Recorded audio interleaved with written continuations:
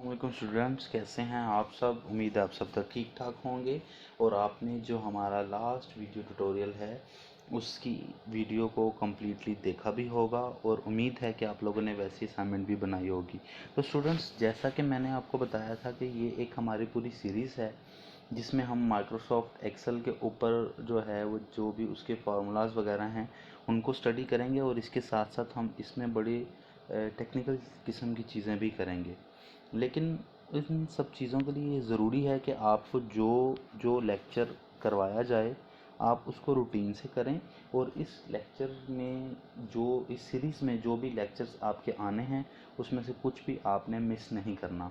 जैसा कि आपने देखा था कि ये शीट हमने कल तैयार की थी जिसमें हमने स्टूडेंट का सीरियल नंबर, स्टूडेंट का नेम, उसका फादर नेम और फुल नेम की जगह जो है वो हमने छोड़ दी थी और क्लास और फीस हमने एंटर कर दी थी। अच्छा, अब हमने जो यहाँ पे फुल स्क्रीन है, ये जो कुछ हमारे पास यहाँ सेल्स इसके अंदर पेंडिंग आ रहे हैं जो हमने कल खाली छोड़ दिए थे, इन सेल्स के ऊपर बेसिकली हम जो भी आपकी कैलकुलेशन है वो करेंगे। और इस कैलकुलेशन के लिए मैं आपको बताता चलूँ कि जो फार्मूला हम यूज़ करेंगे वो कहलाता है कॉन्कैटिनेशन। कॉन्कैटिनेशन का सबसे पहले तो आपको कॉन्सेप्ट होना चाहिए कि कॉन्कैटिनेशन होती क्या है।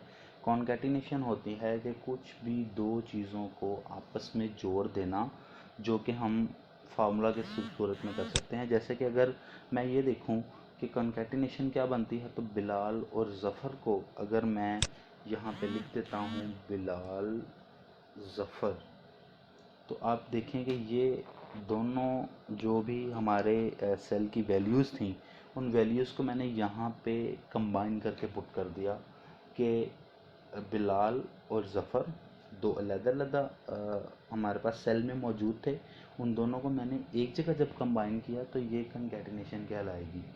लेकिन स्टूडेंट्स, अभी आप देखिएगा कि अगर ये मैं इस तरह से प्रोसीजर को करता हूँ तो ये एक हमारे लिए लेंथी एक्टिविटी है कि हम बारी बारी इन सब को जो जो नाम हम लिखते जाएं उनको पहले स्टूडेंट नेम में पुट करें, फिर फादर नेम में पुट करें और उसके बाद हम उसको जो हमारी है फादर नेम और स्टूडेंट्स नेम उसको कंबाइन करके फुल नेम में लिखें।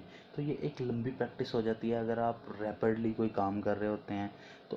तो इस सिनेरियो में मैं आपको ये बताना चाहूँगा कि जब भी आप माइक्रोसॉफ्ट एक्सेल पे काम करना स्टार्ट करेंगे तो आपका मकसद मैनुअल काम पे से कंप्यूटर्स काम पे आने का यही होता है कि आपको वहाँ पे ज़्यादा से ज़्यादा सहूलतें मैसर हो सकें।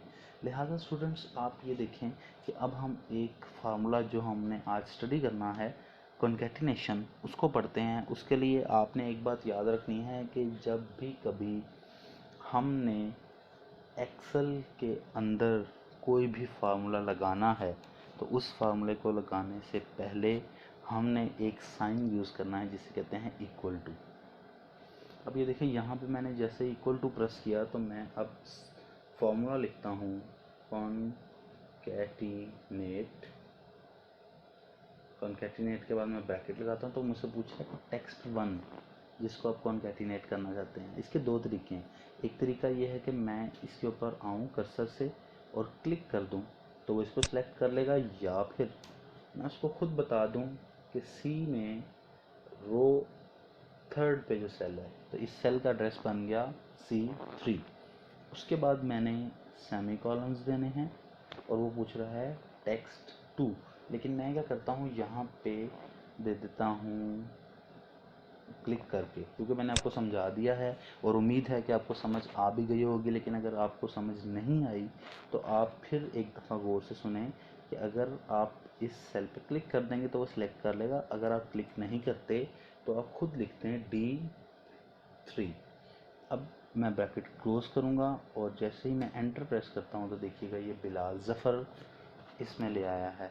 अब यही सेम फार्मूला मैंने अगर नीचे कॉपी करना है तो मैं इसको कॉपी करूँगा, पेस्ट करता जाऊँगा, तो आप देखेंगे कि इतनी जल्दी जो हमारे बाकी नेम हैं वो कन्वर्ट हो गए हैं। और इसके अलावा इसका एक और बहुत बड़ा फ़ायदा है कि अगर मैं अब 6 रो पे आता हूँ और यहाँ पे मैं लिखता हूँ आहद इजाज़, ठीक है। तो ये ऑटोमेटिकली इसको आगे कैलकुलेट कर लेगा अहद इजाज़ को। तो स्टूडेंट्स आपने देखा कि किस तरह से हमने जो कॉन्कैटिनेशन थी उसका फॉर्मूला यूज़ किया, और उसको यूज़ करते हुए हमने दो वैल्यूज़ को, दो स्ट्रिंग्स को आपस में जोड़ दिया। अच्छा, इसमें एक और चीज़ मैं आपको बताता चलूँ स्टूडेंट्स, वो ये कि ये जो हमने कॉन्कैटिनेट का फंक्शन यूज़ किया है, इसके अंदर आप देखें तो बिलाल और ज़फ़र के दरमियान स्पेस नहीं है, और ये स्पेस अगर इसके अंदर नहीं है तो इसकी रीडेबिलिटी थोड़ी सी मेरे लिए मुश्किल हो रही है। तो मैं अब क्या करता हूँ कि मैं दोबारा से इज इक्वल टू लेता हूँ। वैसे तो आप ये फार्मूला जो है, अगर हम इसको ना करें तो आप इसको एडिट भी कर सकते हैं, और ये आपकी फार्मूला बार है, यहाँ से आप एडिट कर सकते हैं, या फिर आप जो भी आप का सेल है उस पर डबल क्लिक करके एडिट कर सकते हैं। तो अब मैं इसके दरमियान आता हूँ, और इसके दरमियान आके मैं क्या करता हूँ, सेमी कॉलन के बाद कोटेशन मार्क्स देता हूँ, स्पेस देता हूँ, फिर कोटेशन मार्क देता हूँ, और फिर सेमी कॉलन दे देता हूँ। और अब जैसे ही मैं एंटर करता हूँ तो आप देखें कि इसके दरमियान एक स्पेस ऐड हो चुकी है, और मैं इसको डिटो कर लेता हूँ इस पर।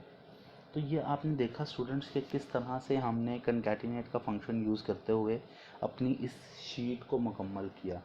अब जो हमारा नेक्स्ट जो ट्यूटोरियल्स हम अपलोड करेंगे उसके अंदर हम आपको ये सिखाएंगे कि अभी जो फ़ीस आ रही है तो ये कुछ न्यूमेरिक्स हैं, तो जो न्यूमेरिक्स हैं उनके ऊपर हमारी क्या क्या कैलकुलेशंस हैं जो बेसिक हैं, और वो कैलकुलेशंस हम किस तरह से कर सकते हैं, और किस तरह से हम उन कैलकुलेशंस को यूज़ करते हुए एक प्रॉपर पैटर्न में अपने डाटा को मेंटेन करेंगे। तब तक के लिए आप हमें इजाज़त दीजिएगा। अगले लेक्चर के साथ हम जल्द ही हाज़िर होंगे, और स्टूडेंट्स हमारे चैनल को सब्सक्राइब करना मत भूलिएगा। इसके अलावा आप जो भी हमारी वीडियो है उसको कंप्लीट और प्रॉपर देखिएगा। अल्लाह हाफिज़।